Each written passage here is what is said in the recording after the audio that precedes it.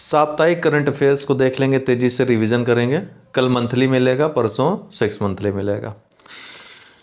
तो हिंद महासागर नौसेना संगोष्ठी हुई है हाल ही में। हिंद महासागर नौसेना संगोष्ठी, इंडियन ओशन नेवल सिंपोजियम, जो एक द्विवार्षिक कार्यक्रम है, उसके 7वें संस्करण को फ्रांसीसी नौसेना द्वारा आयोजित किया गया था। द्विवार्षिक कार्यक्रम है, इस चीज़ पर जोर दीजिएगा। 2008 से ही ये हो रहा है। IONS का उद्देश्य क्षेत्रीय प्रासंगिक समुद्री मुद्दों की चर्चा के लिए खुला और समावेशी मंच प्रदान करके हिंद महासागर क्षेत्र के तटवर्ती देशों की नौसेनाओं के बीच समुद्री सहयोग बढ़ाने का प्रयास करना है। वर्तमान में इस संस्था में या इस संगोष्ठी में स्थायी रूप से हिंद महासागर के भीतर स्थित 24 राष्ट्र शामिल हैं। हमने बताया था, याद होगा, भीतर मतलब डूबे हुए राष्ट्र नहीं हैं, किनारे वाले राष्ट्र हैं। और इसके अलावा 8 पर्यवेक्षक राष्ट्र भी इसमें भाग लेते हैं। G20 OECD tax framework deal में शामिल हुआ भारत। तो G20 और OECD की टैक्स फ्रेमवर्क डील में अभी भारत शामिल हुआ है। इसमें पूछ सकता है इसके बारे में। भारत और OECD व G20 inclusive framework on base erosion and profit shifting के ज़्यादातर सदस्यों ने एक उच्च स्तरीय स्टेटमेंट को अपनाया, जो अर्थव्यवस्था के डिजिटलीकरण से उत्पन्न होने वाली कर चुनौतियों का समाधान करने के लिए एक आम सहमति समाधान की रूपरेखा तैयार करता है। इस प्रस्तावित समाधान में 2 घटक शामिल हैं। पहला बाजार के अधिकार क्षेत्र में अतिरिक्त लाभ हिस्सेदारी के पुनः आवंटन के बारे में है, और दूसरा है न्यूनतम कर और कर नियम इसमें शामिल हैं। यह भारत को कैसे प्रभावित करेगा? तो वैश्विक न्यूनतम कर नियम यह सुनिश्चित करेगा कि भारत जैसे देशों को कर सुरक्षित बंदरगाह प्रदान किए बिना एमएनईज के लिए बड़े पैमाने पर बाजार मिले। इससे क्या होगा, जो एक अव्यवस्था से उत्पन्न हो जाती है, अनिश्चितता होती है कि किसी देश में कर की दर जो है ज़्यादा है, कहीं कम है, इससे अनिश्चितता की स्थिति उत्पन्न होती है।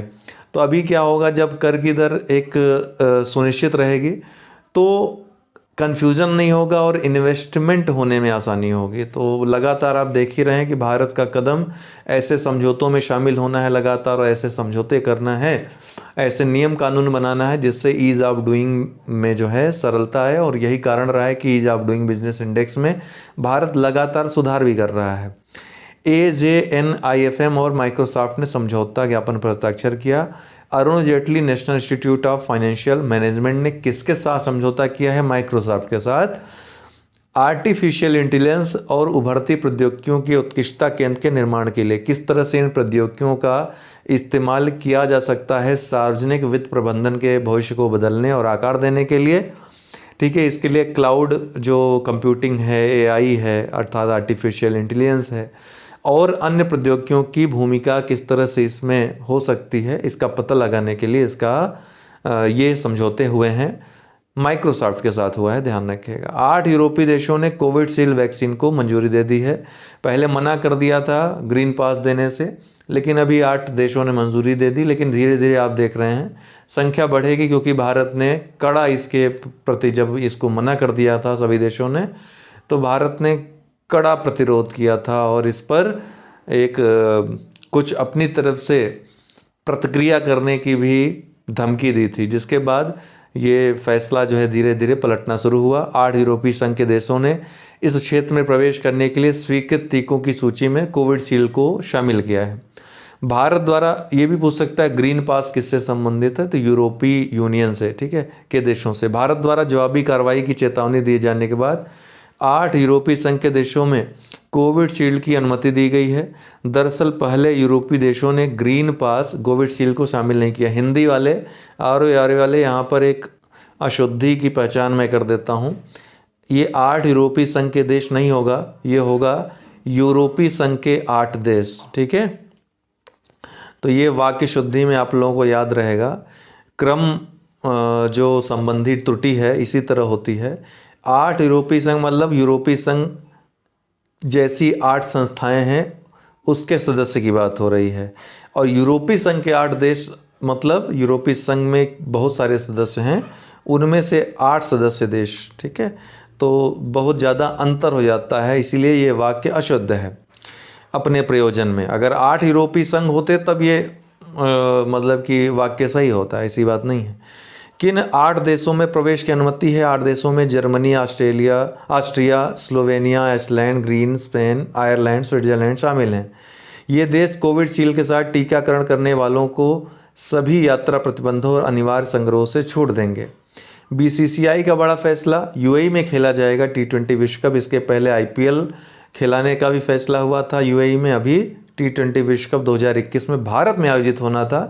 ये भी अब कोरोना महामारी को देखते हुए कोई रिस्क नहीं लेना चाहता भारत, तो यूएई में शिफ्ट करने का फैसला लिया है। इंद्रजाल, ये क्या है? हैदराबाद स्थित एक प्रौद्योगिकी अनुसंधान एवं विकास फर्म ग्रेने रोबोटिक्स द्वारा भारत का इंद्रजाल नामक पहला स्वदेशी ड्रोन प्रतिरक्षा गुंबद डिजाइन और विकसित किया गया है। इसकी विशेषताएं क्या रहेंगी? हैदराबाद, ध्यान रखिएगा, हैदराबाद में स्थापित किया गया। यह ड्रोन प्रतिरक्षा गुंबद मानव रहित हवाई वाहनों, युद्धक हथियारों को गिराए जाने और लो रडार क्रॉस सेक्शन जैसे हवाई खतरों का आकलन और स्वतः कार्रवाई करते हुए 1000 से 2000 वर्ग किलोमीटर के क्षेत्र को हवाई खतरों से बचाने में सक्षम है। सरल संचार पोर्टल, ये क्या है? तो हाल ही में दूरसंचार विभाग द्वारा सरल संचार पोर्टल का विस्तार किया गया है। किसके द्वारा? दूरसंचार विभाग के द्वारा सरल संचार पोर्टल, जो कि विभिन्न प्रकार के लाइसेंस और पंजीकरण प्रमाण पत्र जारी करने के लिए एक वेब आधारित पोर्टल है। इसमें अन्य चीज़ें भी शामिल कर दी गई हैं, जिसमें एकीकृत लाइसेंस, सभी तरह के लाइसेंस को एकीकृत किया जाएगा। वर्चुअल नेटवर्क ऑपरेटर प्रोवाइड करवाए जाएंगे और WPC लाइसेंस, वायरलेस योजना और समन्वय का भी यहाँ पर क्रियान्वयन किया जाएगा। कुवेम्पु पुरस्कार 2020, जो कि प्रसिद्ध जो है कन्नड़ कवि, जो कन्नड़ साहित्य के 20वीं शताब्दी के सबसे बड़ी कवि माने जाते हैं, कुवेम्पु के नाम पर दिया जाता है। उनके फाउंडेशन के द्वारा राष्ट्रीय पुरस्कार है। ठीक है, तो ये इस बार का उड़िया कवि डॉक्टर राजेंद्र किशोर पंडा को 2020 के लिए चुना गया है। देरी हो गई क्योंकि कोविड महामारी चल रही थी, इस बार देने में देरी हो गई। 2020 का पुरस्कार है, ध्यान रखिएगा। First movable fresh water tunnel aquarium Indian railway ने कहाँ पर दोस्तों? बेंगलुरु सिटी रेलवे स्टेशन, जिसको क्रांतिवीर संगोली रायन्ना रेलवे स्टेशन भी कहा जाता है। यह भारत का पहला स्टेशन बन गया है, रेलवे स्टेशन, जिसमें movable fresh water tunnel aquarium का निर्माण किया गया है। तो आप जाएंगे तो बड़ा सुंदर लगेगा। मछली और जितने एक्वेरियम के जो जीव जंतु हैं वो दिखाई पड़ेंगे, पौधे वगैरह सब, एकदम आनंद आएगा कि समुद्र के अंदर डूबे हुए हैं। तो हाल ही में भारतीय रेलवे ने मंगलुरु रेलवे स्टेशन पर देश के first movable fresh water tunnel aquarium की स्थापना की है। भारतीय रेलवे स्टेशन विकास निगम लिमिटेड द्वारा HNI एक्वाटिक किंगडम के सहयोग से एक्वेरियम खोला गया है। यह एक्वेरियम अमेजन नदी, जो कि दक्षिण अमेरिका की और विश्व की सबसे बड़ी नदी है, सबसे बड़ी बेसिन वाली नदी है, अवधारणा पर आधारित अपनी तरह का एक जलीय पार्क है। ठीक है, वैश्विक साइबर सुरक्षा सूचकांक 2020 अभी हाल ही में ITU अंतर्राष्ट्रीय दूरसंचार संघ के द्वारा जारी हुआ है, जिसमें भारत की रैंकिंग 10वीं हो गई है। तो 37 स्थान का बढ़त भारत को हासिल हुआ है। काफ़ी लंबी उछाल साइबर सुरक्षा की दृष्टि से देखा जाए तो। अमेरिका इसमें शीर्ष पे रहा और इसके बाद यूनाइटेड किंगडम और सऊदी अरब एक साथ दूसरे स्थान पर रहे। एस्टोनिया सूचकांक में तीसरे स्थान पर रहा। एशिया प्रशांत क्षेत्र में देखा जाए तो भारत की रैंकिंग चौथी रही और विश्व में 10वीं रही। नेट्रैक्स, यह मध्य प्रदेश में किया गया एशिया का सबसे लंबा हाई स्पीड टेस्ट ट्रैक का उद्घाटन। नेट्रैक्स इसको नाम दिया गया है, नेशनल ऑटोमेटिव टेस्ट ट्रैक। तो हाल ही में केंद्रीय मंत्री प्रकाश जावड़ेकर ने मध्य प्रदेश के इंदौर में एशिया के सबसे लंबे हाई स्पीड टेस्ट ट्रैक का उद्घाटन किया। इस टेस्ट ट्रैक का इस्तेमाल गाड़ियों की टेस्टिंग के लिए किया जाएगा। तो एशिया का सबसे बड़ा है, ध्यान रखिएगा, वर्ल्ड का नहीं। इस टेस्ट ट्रैक को क्या नाम दिया गया है? National automotive test tracks, NATRAX. इस हाई स्पीड टेस्ट ट्रैक की लंबाई कितनी है? बहुत महत्वपूर्ण है, 11.3 किलोमीटर। इस ट्रैक को 250 किलोमीटर प्रति घंटे के न्यूट्रल स्पीड, अर्थात जब गाड़ी न्यूट्रल में हो तब इसकी स्पीड, और 375 किलोमीटर प्रति घंटे के अधिकतम। न्यूट्रल का मतलब ये क्या हुआ? मतलब इसका मतलब समझ रहे हैं कि नहीं आप? 250 किलोमीटर की रफ्तार में गाड़ी रहे और उसको फिर न्यूट्रल में कर दे, ठीक है, तब की स्पीड, और 375 किलोमीटर प्रति घंटे की अधिकतम स्पीड जब गाड़ी चल रही हो, अर्थात जब स्टीयरिंग और पहियों का कनेक्शन हो। तो स्पीड टेस्ट करने के लिए बनाया गया है। आत्मनिर्भर कृषि ऐप, केंद्र सरकार ने 29 जून 2021 को किसानों को खेती संबंधी जानकारी और मौसम की पहले से सूचना उपलब्ध कराने के लिए आत्मनिर्भर कृषि ऐप, इसका नाम ही महत्वपूर्ण है, की शुरुआत की है। राष्ट्रीय डिजिटल प्लेटफॉर्म किसान मित्र पर विभिन्न सरकारी विभागों द्वारा किसानों के लिए प्रासंगिक जानकारी का खजाना अब आत्मनिर्भर कृषि ऐप के माध्यम से उपलब्ध कराया जा रहा है। रूस ने कुडनकुलम में 5वीं परमाणु ऊर्जा इकाई का निर्माण शुरू किया है। तो रूस ने 29 जून 2021 को तमिलनाडु के कुडनकुलम में 5वीं परमाणु ऊर्जा इकाई का निर्माण शुरू किया। रोसाटॉम जो कि रूसी कंपनी है वो इसके निर्माण के लिए प्रौद्योगिकी प्रदान कर रही है। इस संयंत्र में 6 इकाइयाँ हैं जिनमें से प्रत्येक में 1000 मेगावाट उत्पादन क्षमता हासिल करना है। यह भारत का पहला लाइट वाटर रिएक्टर होगा। अन्य क्या होते हैं? हैवी वाटर रिएक्टर होते हैं। तो भारत का पहला लाइट वाटर रिएक्टर होगा।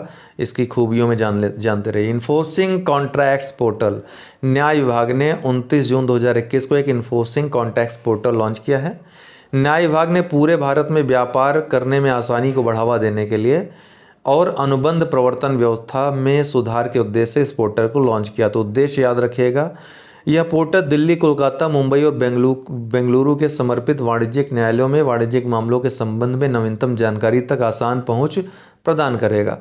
अनुबंध मानकों को लागू करने पर किए जा रहे विधायी और नीतिगत सुधारों से संबंधित जानकारी के व्यापक स्रोत के रूप में कार्य करने के लिए पोर्टल लॉन्च किया गया है। ज़्यादा तेज़ बोल रहा हूँ तो आप लोग थोड़ा सा कमेंट बॉक्स में कर दीजिएगा। तो नेक्स्ट वीडियो जो साप्ताहिक आएगा थोड़ा स्लो रहेंगे उसमें।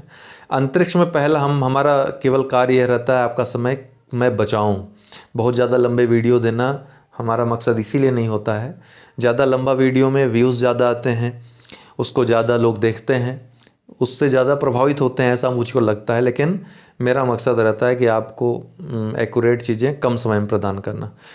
अंतरिक्ष में पहला विकलांग यात्री, क्योंकि मुझे समझ आता है एक प्रतियोगी छात्र के नाते जो अनुभव है वो यही कहता है कि समय सबसे ज़्यादा महत्वपूर्ण होता है और वो न के बराबर रहता है आज के समय में।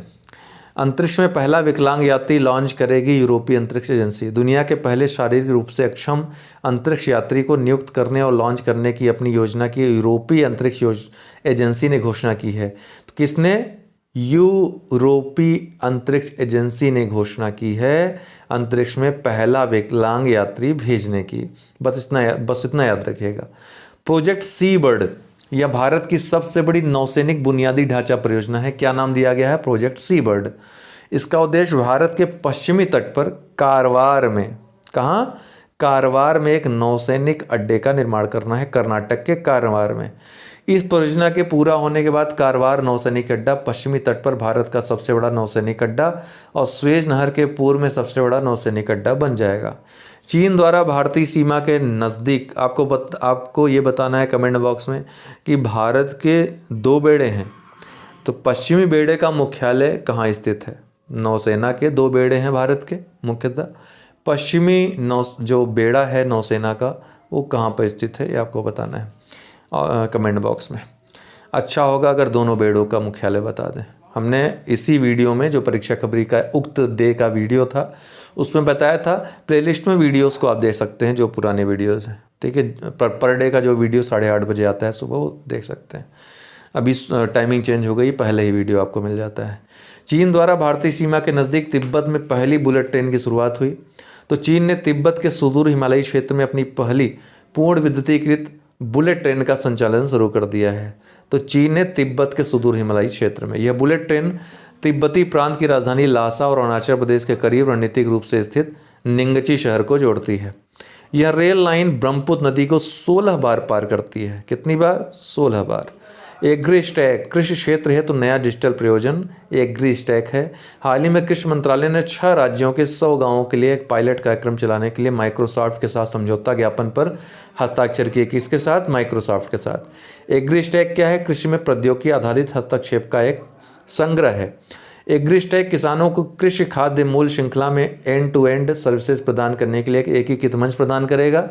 इस कार्यक्रम के तहत प्रत्येक किसान की एक विशिष्ट डिजिटल पहचान होगी जिसमें व्यक्तिगत विवरण, उनके द्वारा खेती की जाने वाली भूमि की जानकारी, साथ ही उत्पादन और वित्तीय विवरण शामिल होंगे। मवेशियों की निगरानी के लिए सेंसर, मिट्टी का विश्लेषण करने और कीटनाशक छिड़काव के लिए ड्रोन, कृषि उपज में सुधार तथा किसानों की आय को बढ़ाना, ये सब इसके उद्देश्यों में होंगे। डीआरडीओ ने पिनाका रॉकेट का सफल परीक्षण किया। तो 25 जून को उड़ीसा के चांदीपुर में इंटीग्रेटेड टेस्ट रेंज में यह परीक्षण किया गया। यह स्वदेशी multi barrel rocket launch system है। एक साथ कई जो है मिसाइल कई रॉकेट ये लॉन्च कर सकता है। डीआरडीओ द्वारा इसको विकसित किया गया है। इस हथियार प्रणाली के प्रारंभिक संस्करण को मार्क 1 कहा जाता था। इसकी सीमा 40 किलोमीटर थी। पिनाका मार्क 2 नामक उन्नत मिसाइल में इस सीमा को 70 से 80 किलोमीटर तक बढ़ाया गया था। तो ये उन्नत संस्करण है, ध्यान रखिएगा। सरकार ने फेम इंडिया जो faster adoption and manufacturing of electric vehicles है, अर्थात इलेक्ट्रिक वाहनों के उपयोग को और उनके निर्माण दोनों को प्रोत्साहन देने के लिए, प्रदूषण को कम करने के लिए, जो ईंधन चालित वाहन हैं उनके उपयोग को कम करने के लिए ये योजना शुरू की थी। इसको 2 साल तक अर्थात 2022 में समाप्त हो रही थी, 2024 तक बढ़ाने का फैसला किया है। शुरुआत में फेम योजना 1 अप्रैल 2019 से 3 साल की अवधि के लिए लागू की जानी थी, 2022 के लिए। फेम चरण 2 था। ये फेम का चरण 1 2015 में शुरू हुआ था, 2019 में समाप्त हुआ था। चरण 2 2019 से शुरू होकर 2022 में समाप्त होना था, लेकिन अब ये 2024 तक लागू रहेगा। ड्रैगन मैन क्या है? हाल ही में चीन के शोधकर्ताओं द्वारा एक प्राचीन मानव खोपड़ी की खोज करने का दावा किया गया है। यह मानव खोपड़ी पूरी तरह से मनुष्यों की एक नई प्रजाति से संबंधित हो सकती है। यह खोपड़ी उत्तर पूर्व चीन के हार्बिन शहर में पाई गई है। हार्बिन शहर नाम याद रखिएगा, रट लीजिएगा। इसे ड्रैगन मैन या होमो लोंगी का नाम दिया गया है। यह नाम चीन के हेलोंग जियांग प्रांत में लोंग जियांग या ड्रैगन नदी से लिया गया है। इसी प्रांत में हार्बिन शहर स्थित है। यह मानव खोपड़ी 1,46,000 वर्ष से अधिक पुरानी हो सकती है। नई पीढ़ी की परमाणु सक्षम बैलिस्टिक मिसाइल अग्नि-P, इसका भी परीक्षण हुआ है। ये अग्नि-1 मिसाइल का उन्नत संस्करण है। रक्षा अनुसंधान और विकास संगठन ने 28 जून 2021 को नई पीढ़ी की परमाणु सक्षम बैलिस्टिक मिसाइल अग्नि-P का सफलतापूर्वक परीक्षण किया। इस परियोजना को अग्नि प्राइम के नाम से भी जाना जाता है, अग्नि-P। इसे उड़ीसा के डॉक्टर APJ अब्दुल कलाम द्वीप, जो व्हीलर द्वीप के नाम से कभी जाना जाता था, लॉन्च किया गया है। अग्नि प्राइम अग्नि-1 मिसाइल का उन्नत संस्करण है। मारक क्षमता 1000 से 2000 किलोमीटर। बेहतैन बांध का चर्चा में रहा। दुनिया का दूसरा सबसे बड़ा जल विद्युत बांध ये बन गया है। तो चीन ने दुनिया के दूसरे सबसे बड़े जल विद्युत बांध बेहतैन बांध का संचालन शुरू कर दिया है। यह जिनशा नदी पर है, जो कि यांगची नदी की एक सहायक नदी है। ध्यातव्य है कि यांगची नदी पर ही चीन ने दुनिया का सबसे बड़ा भी बांध का संचालन किया है। तो उस बांध का क्या नाम है, कमेंट बॉक्स में ये भी उत्तर आपको देना। मैंने बताया था उस दिन के वीडियो में, जिनशा नदी पर है, जो कि यांगची नदी की एक सहायक नदी है। इसे 16,000 मेगावाट की कुल स्थापित क्षमता के साथ बनाया गया है। चीन की यांगची नदी पर स्थित सी गार्जेस डैम दुनिया का सबसे बड़ा हाइड्रो पावर डैम है। इसने वर्ष 2003 में परिचालन शुरू किया था। यहाँ पर दे दिया है पॉइंट में, तो इसलिए आपको बताने की ज़रूरत नहीं है। नाम है 3 गार्जेस डैम। 2003 में परिचालन शुरू किया था। अभी दूसरे नंबर का भी चीन ने बना दिया है, बेहतैन बांध। चीन ने वर्ष 2020 में वर्ष 2060 तक कार्बन तटस्थता के लक्ष्य को प्राप्त करने की प्रतिज्ञा की थी। 2020 में 2060 तक कार्बन तटस्थता के लक्ष्य को हासिल करने की प्रतिज्ञा की थी। उसी क्षेत्र में ये किया हुआ काम है। अभ्यास सी ब्रीज 2021 रूस और यूक्रेन के बीच तनावपूर्ण संबंधों के बीच यूक्रेन के साथ पश्चिमी सहयोग को प्रदर्शित करते हुए यूक्रेन तथा संयुक्त राज्य अमेरिका ने काला सागर में संयुक्त नौसैन्य अभ्यास सी ब्रिज की शुरुआत की है। अभ्यास सी ब्रिज का आयोजन वर्ष 1997 से ही नाटो राज्य तथा काला सागर क्षेत्र में स्थित नाटो सहयोगी देश इसमें शामिल होते हैं। 1997 से ही किया जा रहा है। अभी संयुक्त राज्य अमेरिका और यूक्रेन के बीच हुआ है। अभ्यास का एक अन्य उद्देश्य क्षेत्र में स्थिरता और शांति बनाए रखने के लिए एक शक्तिशाली संदेश भेजना है। किसको? रूस को। भारत का पहला रेबीज मुक्त राज्य कौन बना? गोवा। तो हाल ही में गोवा के मुख्यमंत्री ने राज्य को देश का पहला रेबीज मुक्त राज्य घोषित किया है। ज्ञात हो कि गोवा में पिछले 3 वर्ष में रेबीज का एक भी मामला सामने नहीं आया है। मोबाइल वर्ल्ड कांग्रेस 2021 स्पेन के बार्सिलोना में शुरू हुआ। तो मोबाइल वर्ल्ड कांग्रेस 2021 का दुनिया का सबसे बड़ा मोबाइल इवेंट जो कि होता है 28 जून को बार्सिलोना में हुआ। मोबाइल वर्ल्ड कांग्रेस या MWC बार्सिलोना दूरसंचार उद्योग में नवाचारों पर केंद्रित एक वार्षिक कार्यक्रम है।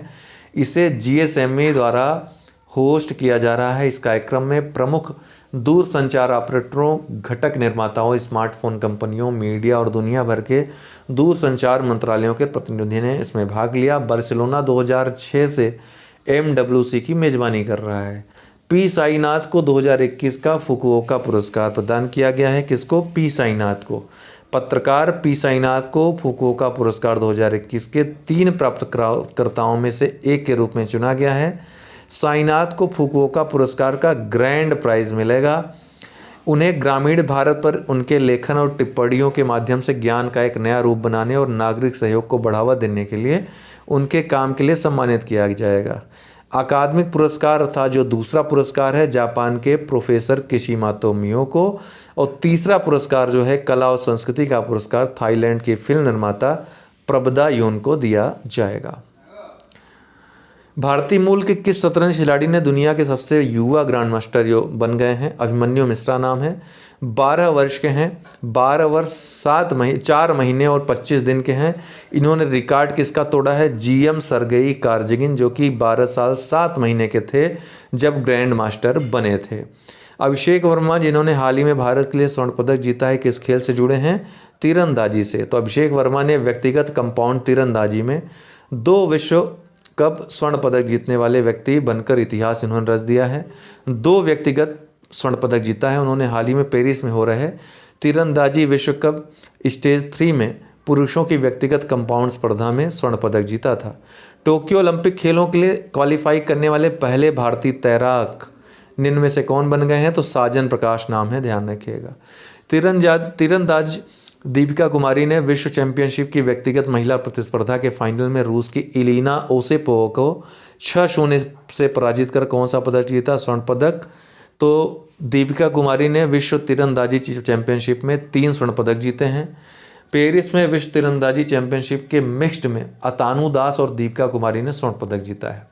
पूछ सकता है अतानु दास किस खेल से संबंधित है, या मिलान करने के लिए आ सकता है। इन दोनों भारतीय तीरंदाजों ने फाइनल में नीदरलैंड की टीम को 5-3 से पराजित किया है। हाल ही में किस भारतीय ने ISF विश्व कप में 25 मीटर पिस्टल स्पर्धा में स्वर्ण पदक जीता है? राही सरनोबात ने ISF विश्व कप के 25 मीटर पिस्टल स्पर्धा में स्वर्ण पदक। नेशनल एंटी डोपिंग एजेंसी के पैनल ने निम्न में से किस महिला क्रिकेटर को डोप टेस्ट में फेल होने पर 4 वर्ष का प्रतिबंध लगा दिया है? अंशुला राव को। केंद्रीय रक्षा मंत्री राजनाथ सिंह ने सूचित किया कि भारत के पहले स्वदेशी विमान वाहक को किस वर्ष तक चालू करने की योजना है? ISC-1 को 2022। तो ISC-1 जो कोचीन शिपयार्ड लिमिटेड ने इसको तैयार किया है कोच्चि केरल में, PPP के तहत बनाया गया है। इसका विक्रांत INS विक्रांत नाम दिया गया है, इसको ध्यान रखिएगा। तो आज के लिए इतना ही। ये वीकली करंट अफेयर्स रिवीजन था। कल मंथली आ जाएगा और परसों 6 मंथली आ जाएगा। ठीक है, बहुत बहुत धन्यवाद। PDF शेयर कर दे रहे हैं आज और कल की परीक्षा खबरी की और इसकी भी।